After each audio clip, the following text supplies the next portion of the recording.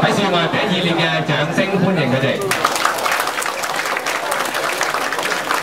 首先咧，我係介紹咧我哋嘅來賓嘅，係有立法會議員、大埔區議會主席張學明 SBS 太平紳士，思林美容集團有限公司主席陳裕峰先生，大埔鄉事委員會主席文聰輝議員 FH， 大埔體育會主席鄭俊平太平紳士。大埔體育鄉公所主席陳公優先生，及群義工團會長李世燕小姐，大埔區議員黃碧嬌女士 MH， 大埔區議員陳少權先生，大埔區議員林全先生，大埔區議員余志榮先生。係再一次咧，係多謝佢哋嚟臨咧，係為接拍影音店咧係剪彩嘅。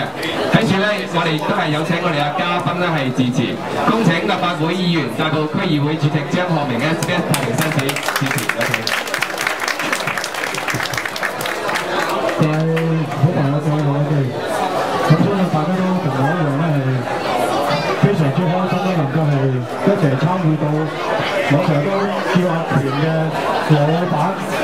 佢嘅影音店嘅喺大埔中心呢個項目，咁就可以講咧係接拍，係可以講話同我哋大埔呢個社區咧係共同成長，因為而家咧係已經係去到22年啦。咁就22年個過程當中咧，可以講話接拍響羅老闆嘅領導底下咧，可以經過無數嘅風風雨雨。咁正話我問起咧，就羅老闆究竟係全盛時期接拍有幾多間鋪啊？佢有30幾間。我最低潮嗰時有幾多啊？佢係8到9間到啦。我時至今日又有幾多啊？佢翻嚟啦，係去到咧係接近20間。嗱，從呢個係店鋪嘅多少咧，係寫證咗咧，事實上接拍真真正正係經過咗香港嘅經濟當中嘅起與落。亦都體現咗咧係我哋呢個團隊嘅精神咧，事實上係我哋香港嘅經濟咧係打下一座係好好嘅榜樣。咁講起上嚟，我同阿權咧就認識係真係接拍佢出世咧，我哋已經係好朋友。佢真真正正係一位咧就係嚴肅實幹，對社區、對家庭、對事業敢於承擔嘅一位好青年。咁今日咧就係喺大埔中心呢間公司就開幕咧，亦都係體現咗佢嘅事業係去到一個新嘅里程。喺呢度咧，我係再一次祝賀咧，係接拍公司能夠係喺呢個原有基礎上咧，係百尺竿頭更進一步。希望咧係生意興隆、大展宏圖嘅。多謝大家。